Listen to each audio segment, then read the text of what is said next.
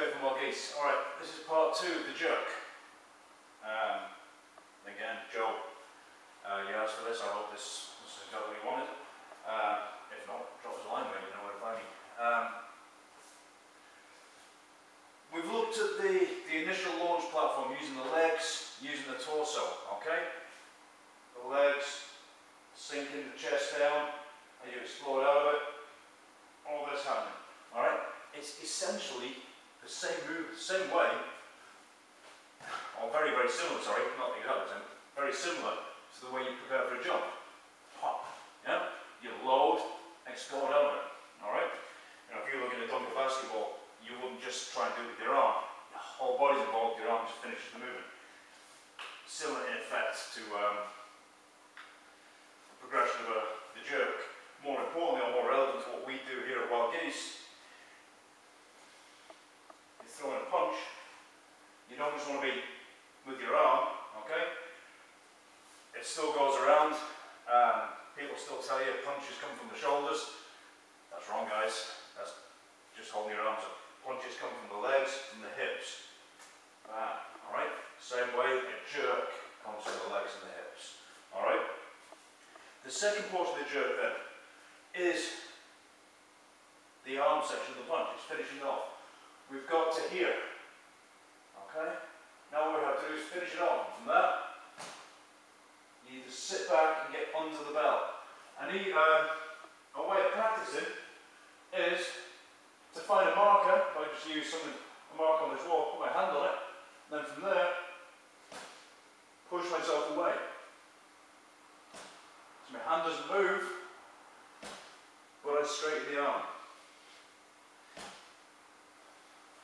Right up on the ball of the feet, chest expanded, you're as high as you can manage, and from this point, you just sit the hips backwards, drop the heels into the floor, boom. There you go. Alright? Put the heels down fairly hard.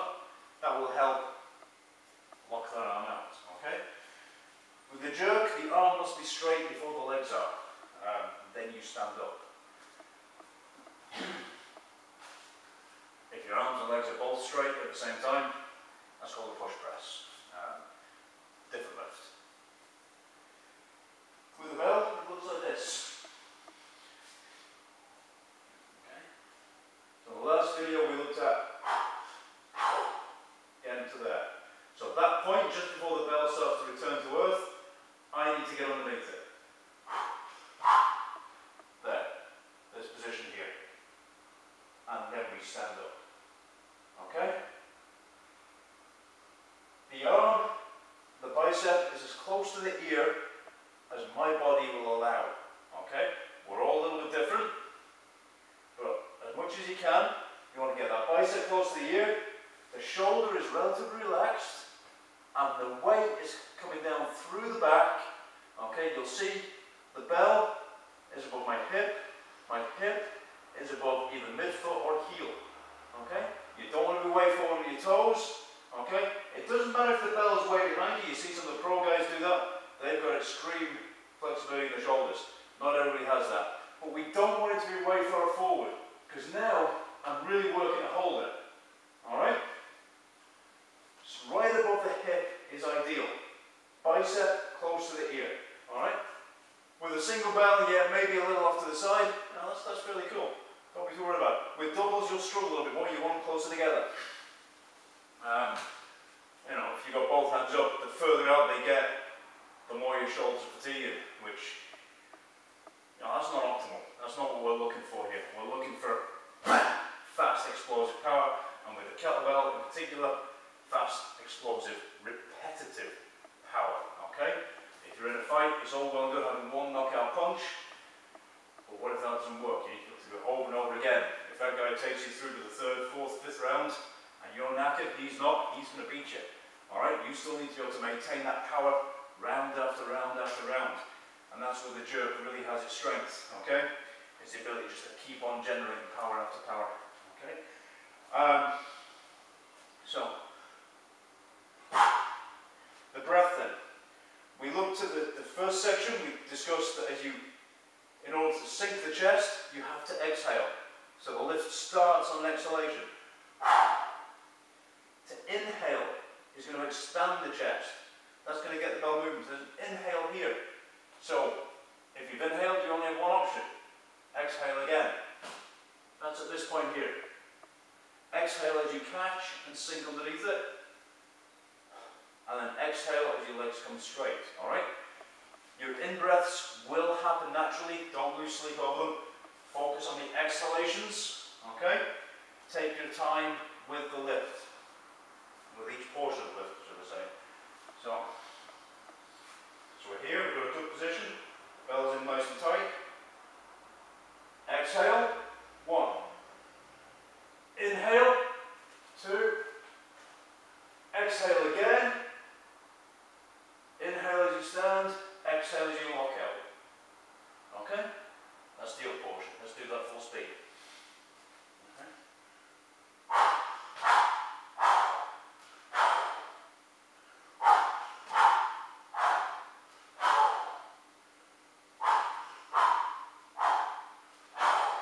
Okay.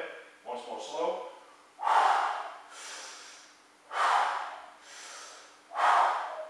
Alright. That's the Baywatch jerk, by the way. Nice and slow motion. You see how that works, alright? Using the entire body to launch that bell bar, alright? The drop should look like the way up, pretty much, just done in reverse, okay? You were in this position on the way up, before you caught it, so on the drop, you're going to be in this position again, before you catch it. There's no negative with kettlebell lifting, alright? There's no slow negatives. It's all about boom, explosive power. Just like on a punch, bang, there's no negative. You don't go, you know, punch, it's finished, it comes back nice and relaxed. Okay? Kettlebell lifting exactly the same. That's why it's crossed over so well into the martial arts. So many martial artists have turned to kettlebell lifting. If you haven't, why the hell not? So the jerk is simply a drop, okay? All I'm going to do from here is I'm going to take an in-breath, lift myself right up to meet it. Alright, I'll try to do it slowly. Yeah, so I'll come up to meet it, lift the chest out, cushion it, exhale as I absorb it, and then come back into my rack position. Alright, so you're absorbing the impact.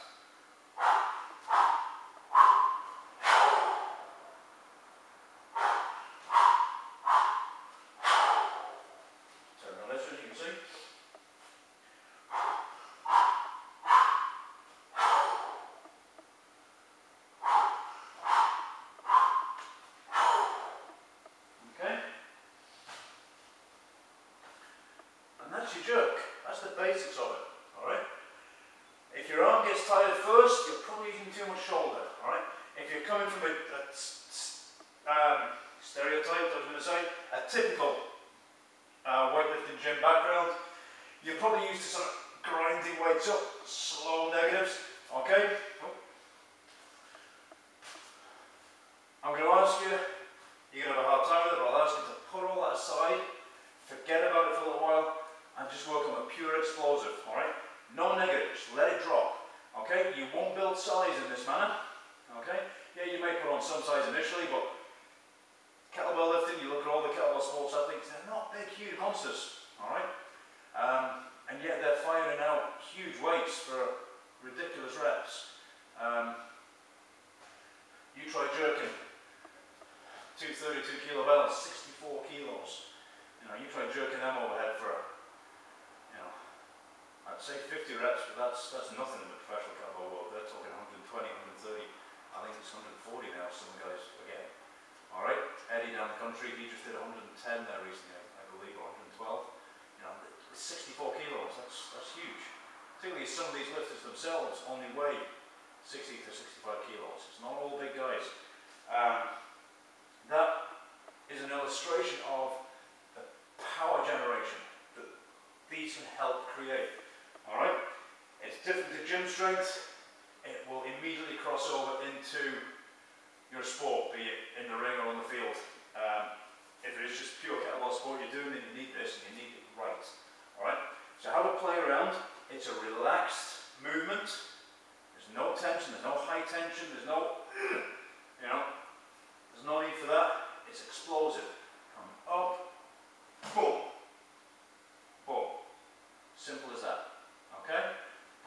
once more because that is vital, is out, in, out, in, out. At this point you can pause and take as many breaths as you want.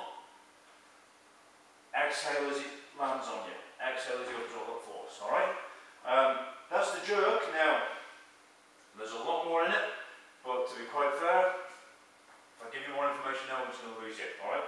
We'll probably do another presentation on the jerk pretty soon, but that'll be enough to keep you going, alright? Thanks for your time, I'll see you again soon.